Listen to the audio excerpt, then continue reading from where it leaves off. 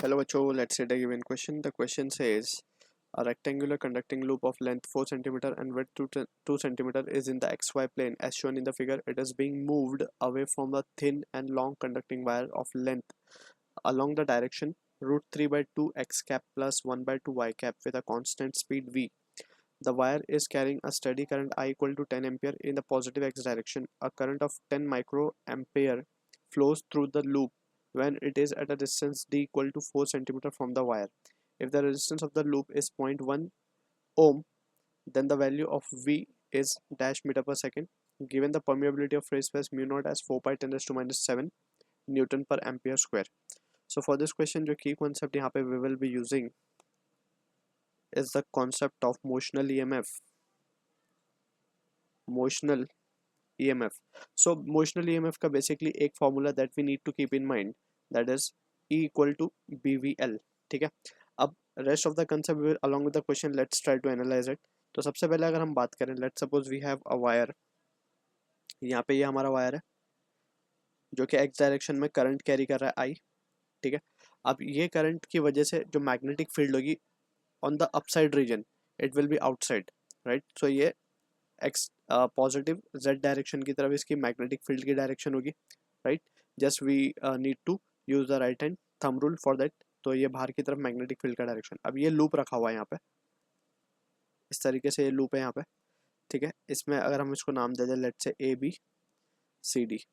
ठीक है, अब यहाँ पे अगर हम केयरफुली एनालाइज करें सिचुएशन को, तो मैग्नेटिक फील्ड जो है जैसे जैसे हम वायर से दूर जाएंगे मैग्नेटिक फील्ड की वैल्यू कम होगी, क्योंकि हमें पता है मैग्नेटिक फील्ड की वैल्यू क्या होती है. It is given by the expression mu naught i upon, यहाँ पे we will be considering this as to be 2 pi r. ठीक है ना, ये इनफाइनाइट लेंथ का wire, basically long wire is been given. तो यहाँ पे इसका जो बेसिक फॉर्मूला होगा that will be mu naught I by 2 pi r. ठीक है ना. अब यहाँ पे ये सिचुएशन के हिसाब से हम देख सकते हैं कि जैसे जैसे हम डिस्टेंस बढ़ेगा वैसे वैसे मैग्नेटिक फील्ड की वैल्यू क्या होगी, कम हो जाएगी. ठीक है, अब अगर हम देखें तो हमें बोला गया ये लूप जो है कुछ इस डायरेक्शन में मूव कर रहा है, राइट. ये मोशन है इस डायरेक्शन का. अब हम यहाँ पे अगर इसको केयरफुली एनालाइज करें, इसको हम दो पार्ट में ब्रेक कर सकते हैं इस डायरेक्शन को, एक तो वर्टिकली अपवर्ड और एक horizontally in the positive x direction. तो पॉजिटिव एक्स डायरेक्शन में अगर हम देखें तो लूप जस्ट ये हमारा मैग्नेटिक फील्ड इस तरीके से, अगर हम एक जस्ट केस कंसिडर कर रहे हैं कि लेट सपोज अगर कोई एक केस है जिसमें मैग्नेटिक फील्ड इनवर्ड है, ठीक है ना, और इसमें एक लूप है इस तरीके से मूव कर रहा है. ठीक है, तो इसमें हम देख सकते हैं कि since there is no change in magnetic field, या फिर किसी तरीके का कोई area vector change, area change नहीं हो रहा है या मैग्नेटिक फील्ड की वैल्यू चेंज नहीं हो रही, तो इसमें ईएमएफ इंड्यूस नहीं होगा, राइट. सिमिलरली अगर हम देखें तो ये लूप अगर हम एक्स डायरेक्शन में मूव कराएं तो हम देख सकते हैं कि जो फील्ड है ये तो आउटवर्ड है. ठीक है ना, फील्ड आउटवर्ड है हर जगह पे. अब अगर हम देखें तो ये फील्ड में अगर टुवर्ड्स राइट चल रहा है तो इसमें कोई चेंज नहीं आ रहा फ्लक्स के अंदर. ठीक है ना, flux associated will be constant, so induce EMF will be zero. अगर हॉरिजॉन्टल डायरेक्शन की बात करें तो we will be interested in checking it in the vertical direction, यानी कि वी वाई का जो अलोंग कंपोनेंट है that we will be considering it. और इसका अगर हम मैग्नीट्यूड बात करें तो इट इज वी, और डायरेक्शन की अगर हम बात करें तो it is given bye half Y cap, right. From the expression हम देख सकते हैं. So this will be the value. अगर हम इन टर्म्स ऑफ मैग्नीट्यूड देख लो so just we will be considering it as to be V by 2. ठीक, तो v by 2 along in the upper direction it will be moving. अब यहाँ पे हमने क्यों बोला कि मैग्नेटिक फील्ड चेंज होगा, क्योंकि हमें पता है कि ए बी जो सेक्शन है, ठीक है ना, ये मैग्नेटिक फील्ड को परपेंडिकुलरली स्वीप करेगा और सी डी भी परपेंडिकुलरली स्वीप करेगा. लेकिन सी डी पे जो मैग्नेटिक फील्ड है और ए बी पे जो मैग्नेटिक फील्ड है दे आर डिफरेंट, राइट. तो मैग्नेटिक फील्ड यहाँ पे वेरी कर रही है, तो मैग्नेटिक फील्ड वेरी कर रही है इसीलिए यहाँ पे फ्लक्स इंड्यूस होगा, फ्लक्स चेंज होगा तो ईएमएफ इंड्यूस होगा, right. So from this basic understanding what we can write is, we can see now कि जो अब सिचुएशन आएगा हमारे पास दैट वी कैन राइट. अब यहाँ पे हम लिख सकते हैं कि जो ईएमएफ इंड्यूस होगा that will be E, that will be expression तो यही होगा बीवीएल. अब यहाँ पे बीवीएल को क्या लिखेगा हम, जैसे हम अगर हम ए बी की बात करें तो ए बी पे हम देख सकते हैं कि ए बी ऊपर की तरफ जा रहा है, ये भी लूप ऊपर की तरफ मूव होगा. ठीक है, अब ए बी जब ऊपर की तरफ जाएगा तो by right hand palm rule हम बोल सकते हैं कि direction of velocity in the upper direction, velocity बाहर की तरफ, तो B will be at higher potential.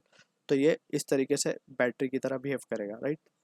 जिसमें ये इसका हायर पोटेंशियल होगा, ये इसका लोअर पोटेंशियल होगा। सिमिलरली अगर हम ऊपर वाले के लिए बात करें, सो इसमें भी सेम सिनेरियो क्रिएट होगा, C will be at higher potential compare to D.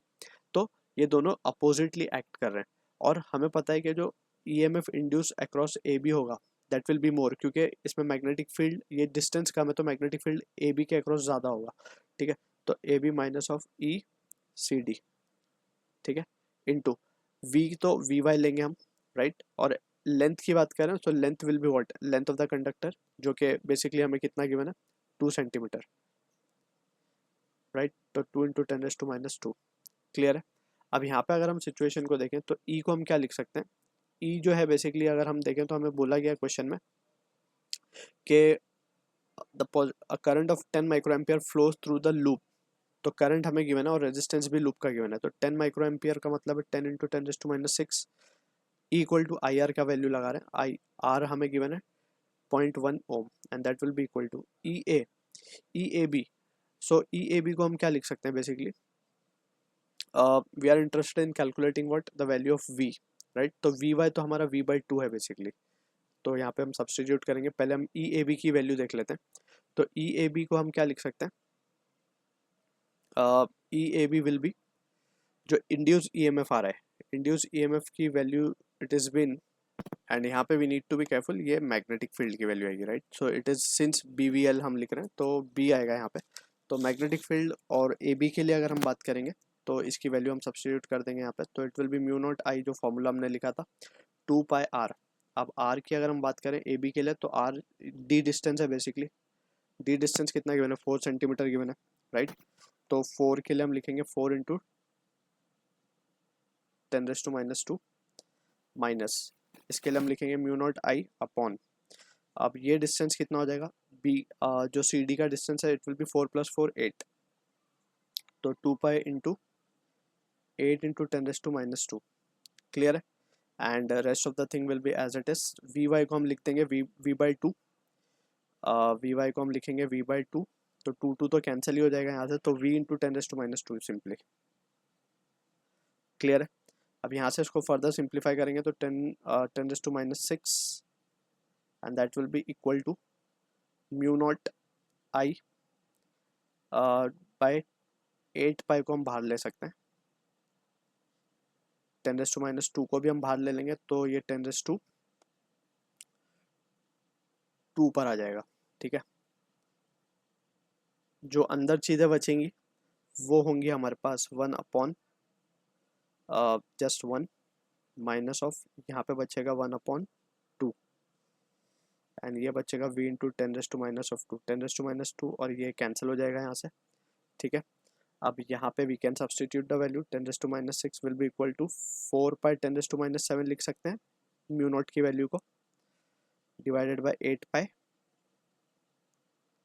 Into 1/2 into V, ठीक है।